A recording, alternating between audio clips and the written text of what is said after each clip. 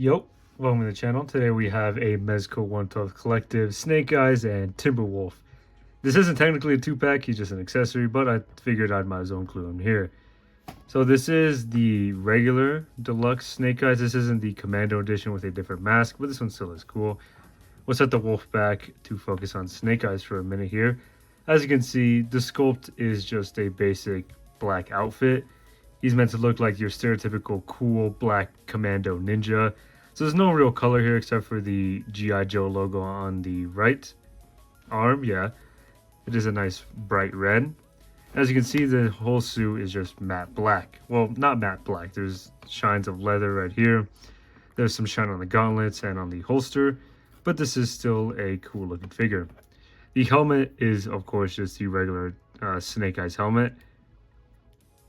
Not much to say there, just a giant visor. The neck is a little long, and I have seen mods where people replace the neck with the one from the Batman, and then you give this neck to the Batman, and it does make things more proportionate. But on this one, the neck is really tight, so I probably won't do that. In terms of the figure, he does look really cool. You know, me being a stereotypical dude, you know, I love the black commando ninja look. Moving on to articulation, it is a separate head and neck, meaning he does look up pretty far. He does look down. He can turn side to side, and he has some nice tilt. So the arms aren't really limited by this pleather material. There's no real creasing, not that I have noticed anyway. It does bunch, but I don't know if that creases. The arm moves up. It moves forward pretty far, actually. You can pretty much go all the way around. Now, obviously, it moves backwards the same way. He has a tight bicep swivel. Double joints that bend in pretty far. He does not... Oh, he does have some gauntlet swivel. And he has the usual 112 wrist peg. Now, the torso it does have a baggy look to it, so I'm assuming that means more range of motion, which obviously it does. Crunches forward really far. He crunches back even farther. Yeah, he turns side to side, and he can tilt. Well, he can turn side to side, and he can tilt. So you can see that the body is not limited whatsoever by the outfit. Now, this leg might be because of the connected holster. So it does move forward, but it does kind of put pressure on that little rubber piece. Legs don't move back. He does have a thigh swivel. Double joints that bend in really far. I'm sure he has boot swivel. He does have boot swivel. Ankles that don't really move up because they're limited because of the sculpt right here. They move down a bit. They have pivot, and they move side to side. So Snake Eyes does move a lot, and it does allow for good range of movement. Or obviously good range of movement, but also allows for good posing. So let me get him in a quick pose. There's that. You know, Snake Eyes ready to beat the hell out of somebody. So moving on to TIMBERWOLF, the sculpt on him is actually really nice. You know, he's just your usual wolf. You can see the fray pattern. I don't know if this white's supposed to be that. I don't know if that's paint scuff or it's just meant to be kind of like snow just sitting on top of him. The head sculpt, that does look like a dog. You know, I've seen dogs that look like this. He is a wolf, so I guess it's a bigger dog. So in terms of articulation, you get as much as you'd expect. I mean, the head is on a ball joint if we look there. It's just on a simple ball joint. So you can look up pretty far. You can look down pretty far. There's some tilt, I guess, if you want to count that, and it does move side to side, but it does rub against this back sculpt part. This does have tilting. It moves up and down, but I think it's more just for the movement, so you can have him turning his head. The torso here, it does shift back and forth, and it does go up and down, but it's really limited. The tail does spin. There's no outward movement. Now, the arms are connected by ball pegs, you can see in there, so they move in and out. They move forward about to there. They move back pretty far. He has a single joint elbow that does bend and move. Then he has some weird ankle movement. The joints can move back, and they can move forward, but it is really tight. And then the paws just swivel back and forth. The back legs are a bit more free. They are on the same ball peg, so they move forward a bit. They move back really far, absolutely far. You can get him kicking someone. And he does have the same type of, does he? I don't think he does, but the joints move in, is single bend around 90 degrees. This ankle part does also move, so you can have him, you know, squatting down, these do move all the way back. You're probably not supposed to move them that far back. And the same thing here, the paws are on a ball joint that does just kind of swivel back and forth. So posing the dog is possible. It's just kind of hard to get him in a good pose where it looks natural to how a dog would pose.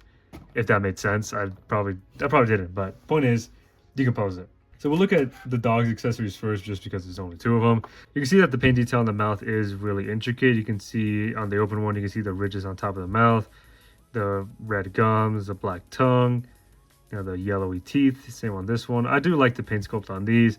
Though on this dog, it seems like, or I mean on this head plate, it seems like his left eye looks up while his right eye looks forward, so he does look a little cross-eyed. I mean, all dogs are going to look a little goofy once in a while. Moving on to Snake Eyes, he does have a bunch of hands. I'll leave him in this plastic tray just so I don't have to pull them all out. But he has open hands, these kind of commanding / karate chopping hands, trigger fingers, item grabbing hands, fist hands. Well, he already has fist on, so I'm guessing these are fist hands / more item grabbing hands, relaxed hands, and then hands for kind of holding the pin of the grenade, or holding daggers, you know, throwing stars, whatever you need him to hold. So he does have a lot of hands that I will use in pictures. He has these 2 hands that have preset effects on them. This is a grenade throwing hand. So he's chucking a grenade. You can have an underthrow and overthrow, but the effect usually is nice. I like the smoke coming off the grenade. Looks really sick. This is probably my favorite hand here. This is meant to look like he's throwing 3 shurikens. So it does look nice. This is for the right hand. Both of these effects are for the right hand. Does look like a nice effect. Get this out of the way.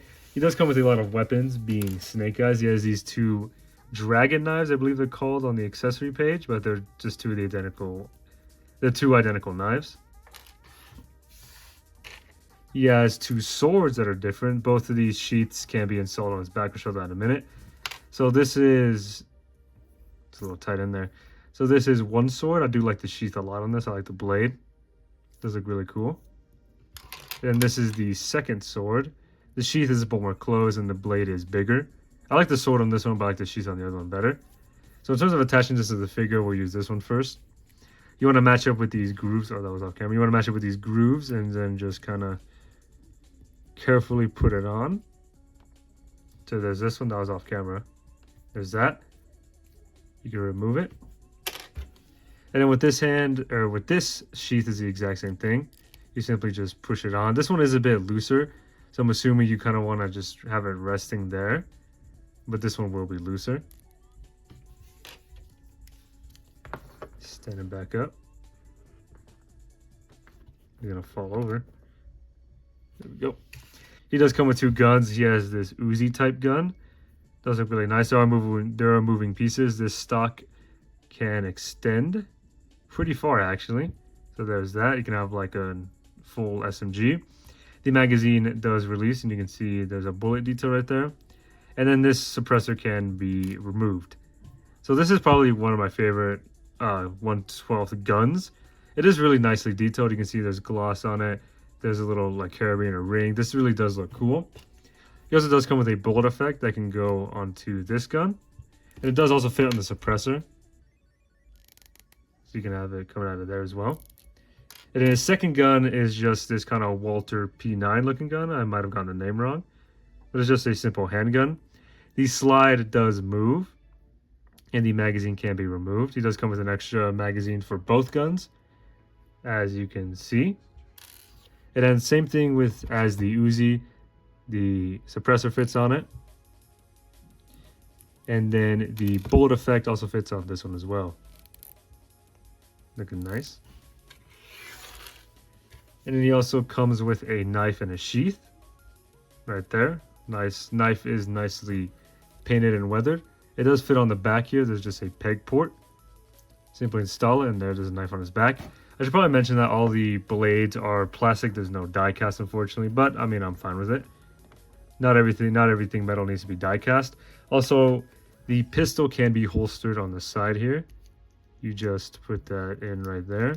And there is this little strap you can use to just kind of buckle it down and give it a cleaner look. So there's that.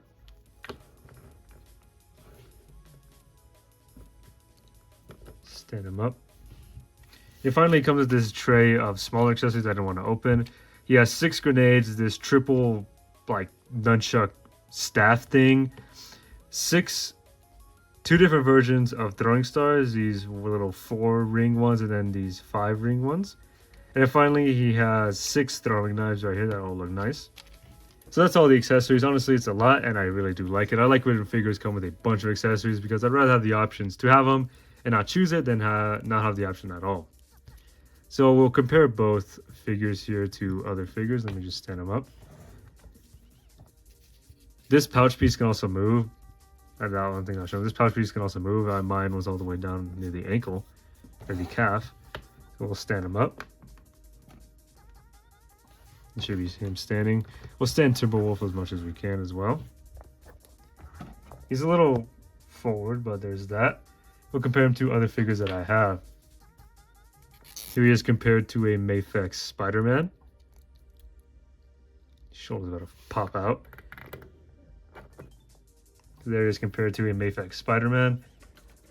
Here he is compared to a SHF Spider-Man. So you can see Snake Eyes is on the taller side, and Timberwolf obviously is shorter, but I mean, if you stood him up, he's taller. So Timberwolf is honestly in scale. Whoa. And here he is compared to a Mezco Punisher. You know, 2 commando guys going at it, duking it out. And here he is compared to a Hasbro Snake Eyes. I forget the brand, but it's just Hasbro.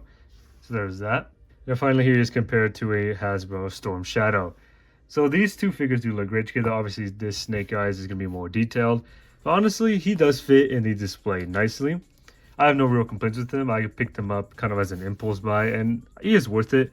For $112 and the accessories you get, and basically 2 figures, he is 100% worth it. He does fit. He will fit into your collection nicely. So yeah, this figure is great. The only thing the other one has over this, I think, is more guns and the better head sculpt. I still like this helmet look, though. So yeah.